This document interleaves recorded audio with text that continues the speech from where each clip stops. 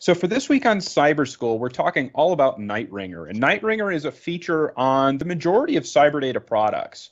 Most CyberData products have two different extensions on them, one that's used for regular SIP transactions and one that's used for night ringing.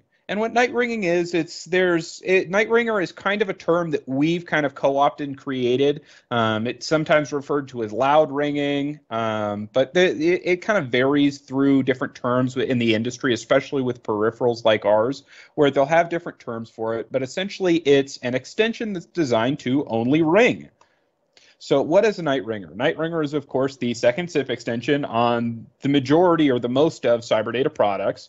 When you call it, it rings, and that's all it does by design. So it like specifically cannot answer a call. We actually designed it to work in that manner. It's not working like incorrectly. It is not actually supposed to answer.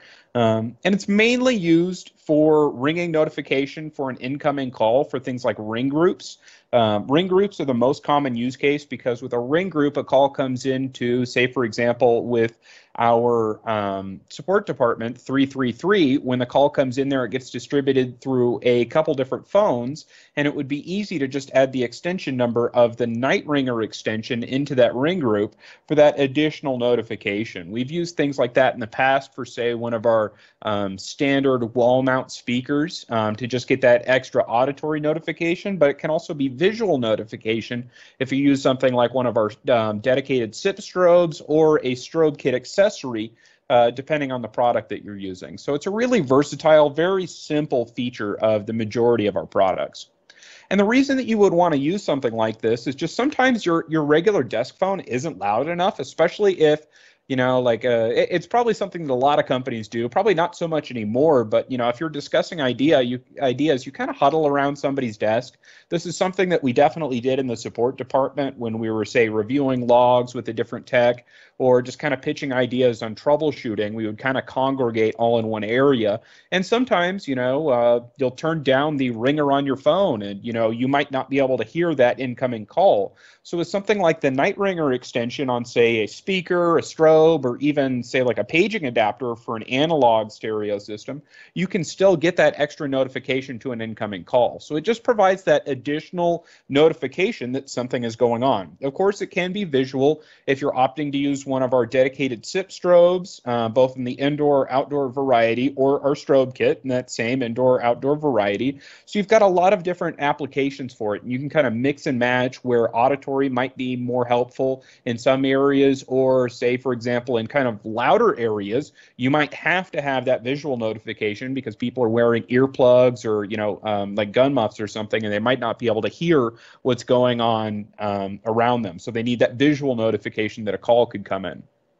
And the really trick thing is, and we'll get into this a little bit later, is it's not really just limited to only using it as a Nightringer type of deal where you call it and it rings, because all it's doing at the device level is when a call is received at that particular extension number, it plays an audio file, and you don't have to go through, say, like a menu selection that you would, say, for our stored messages or something like that. You can just call this particular extension number and it's going to play an audio file. And the majority of customers that use this feature, all it does is ring, but there's a lot of other applications, and I've come across few customers, few and far between, that do actually use the Nightringer capability for different use cases.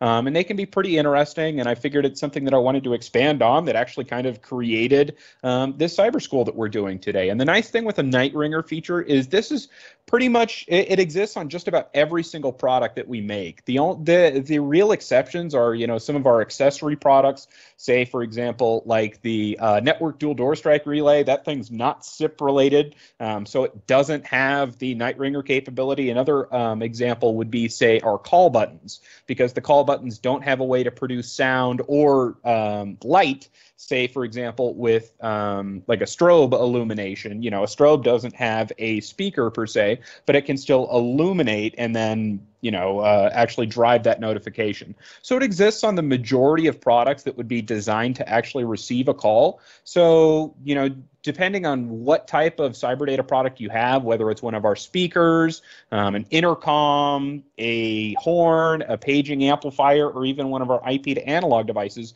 they're all going to come with a Nightringer on board in there. It's just kind of a standard feature that comes with nearly every product. So where would you really use these different products, and how would they be applied? Really anywhere that you're going to be receiving calls, and those calls are really important. Not to say that, not every call is important, but, there are certain types of industries or situations where people are there strictly to answer calls. And that can be things like sales floors, support teams, maintenance crews, or even security areas, places where people are, for lack of a better term, basically sitting around and waiting for the phone to ring to do something. And in areas like that where they might not be at their desk and they might be away from an area, knowing that a call is coming in so that way they can make that mad dash over to their desk to answer the phone call, they can do that with the Nightringer capability just with that additional notification.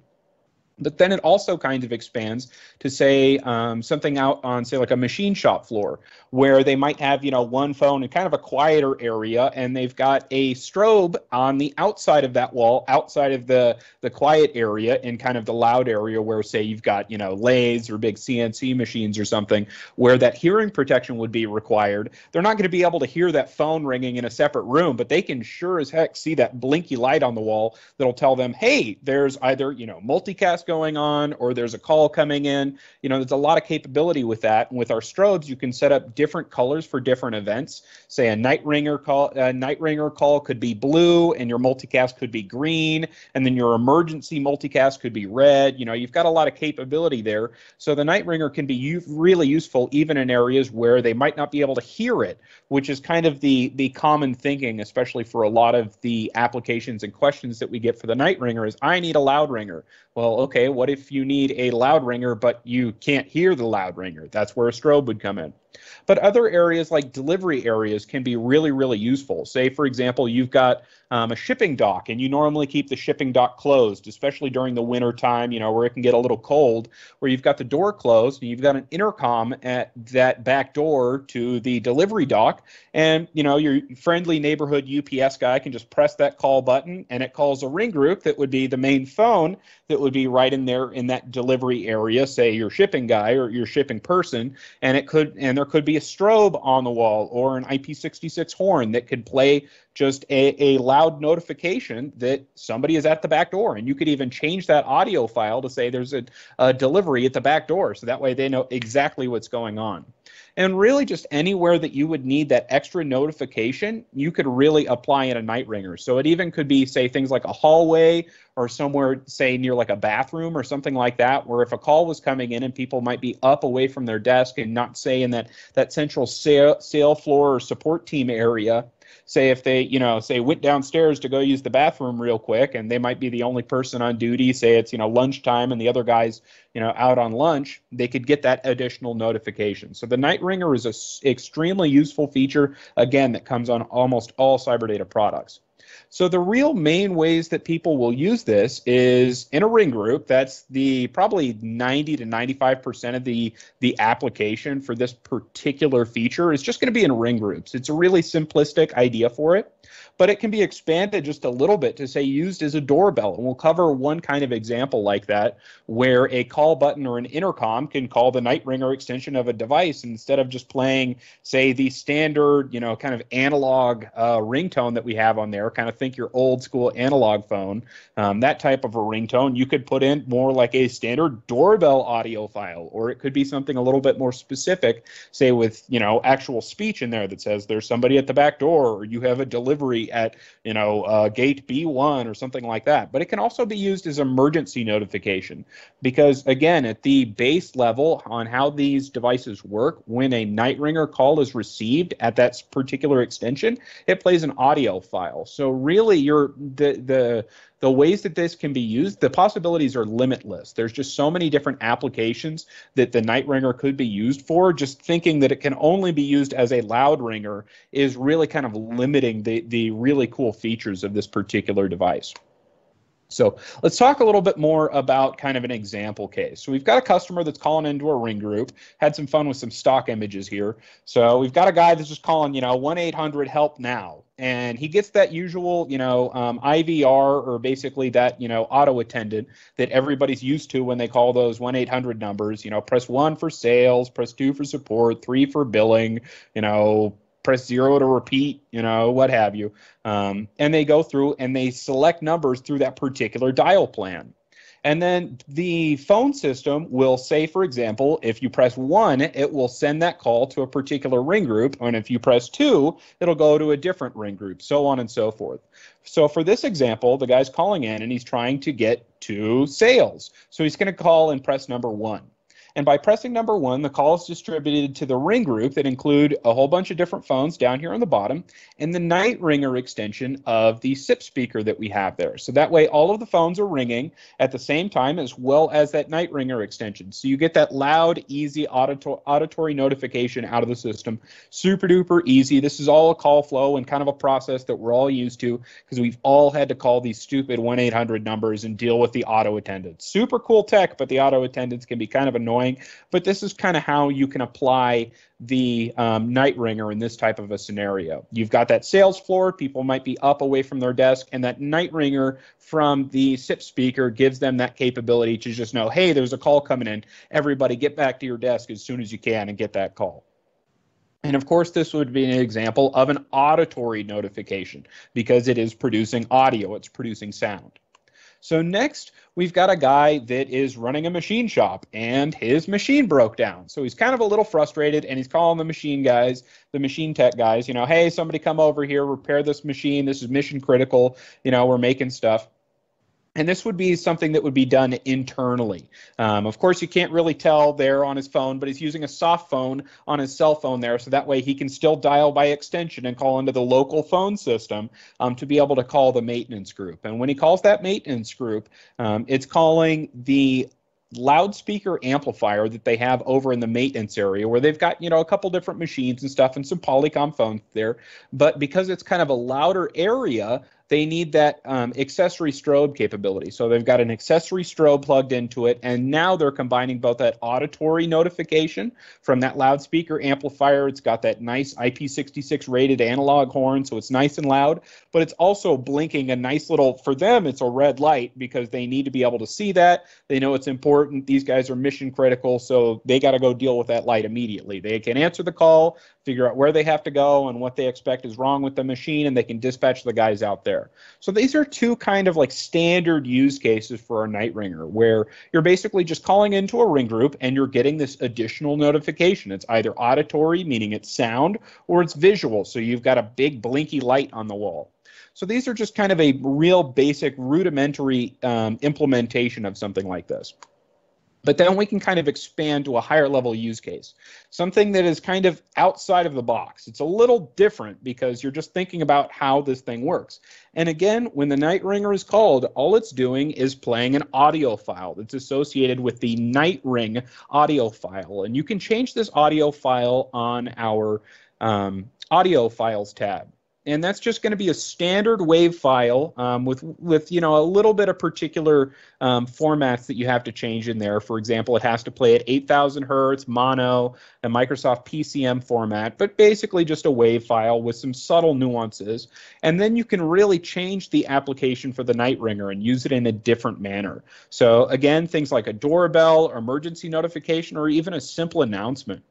So let's work through kind of one particular use case, kind of like the delivery dock example that I was speaking about earlier, where you've got a delivery dock and you've got, instead of an intercom outside, you've just got a call button because it's just a UPS guy. They just have your packages. There's really nothing to, you don't need to talk to the UPS guy before you open the door. They're there to make a delivery. So they can just walk up and press that call button. And the call button is going to call the Nightringer extension of the IP66 horn here.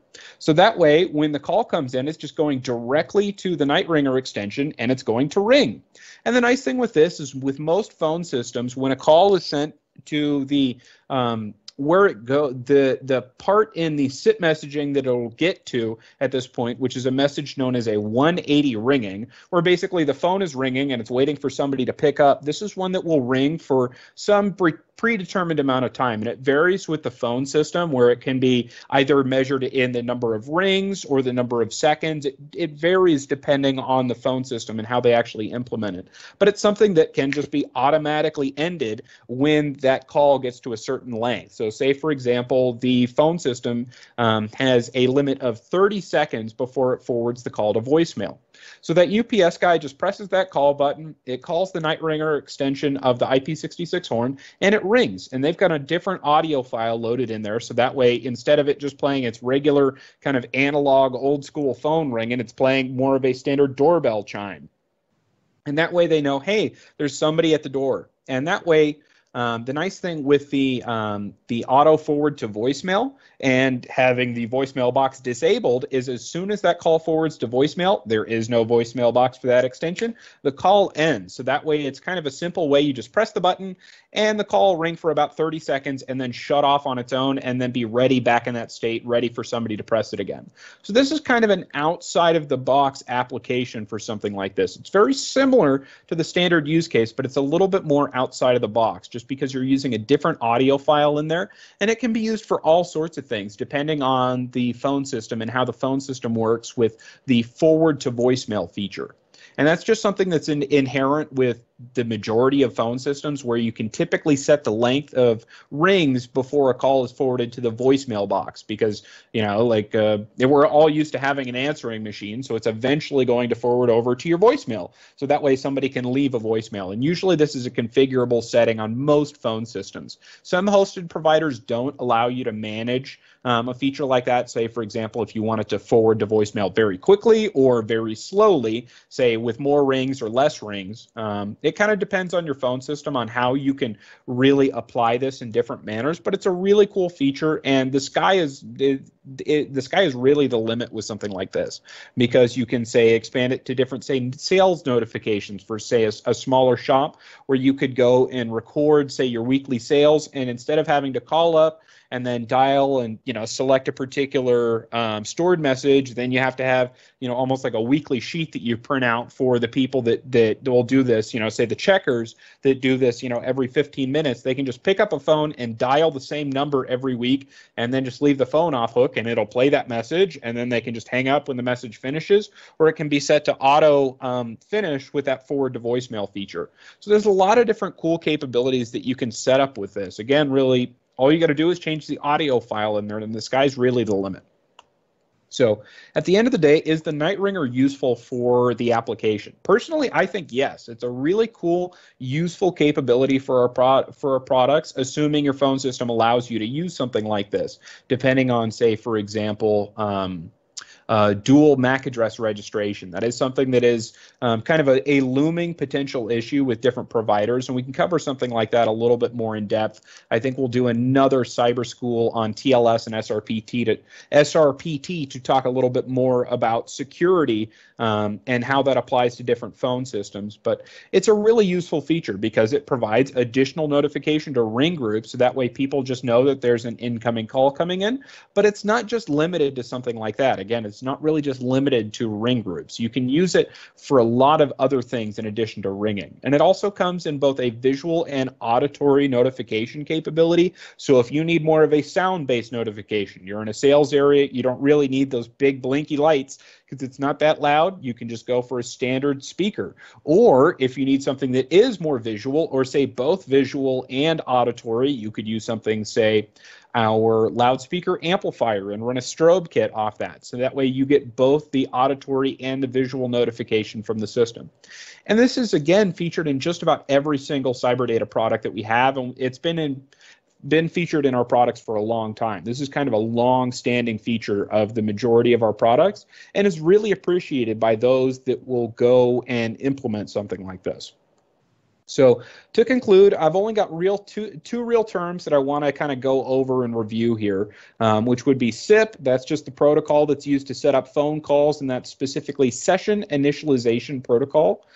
And then we've got ring group, and that's just a group of phones that ring simultaneously. Say, for example, you're calling an extension number 333, and there's a group of phones that when that call comes into extension 333, it's distributed against the members of that ring group, which works a little differently to say a call queue, which would be the first in the queue gets the call, and if they don't answer, then the next person in the queue gets the call, and so on and so forth. Ring groups are usually more typical. Call queues are more used for things like sales or places where people want to kind of like equal out the number of calls that people take. So that way it's not all on one person taking all the calls. Thank you for watching this edition of CyberSchool.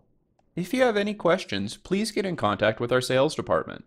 They are available by email at sales@cyberdata.net or by phone at 831-373-2601 extension 334. Please make sure to like this video and subscribe for more content like this from CyberData.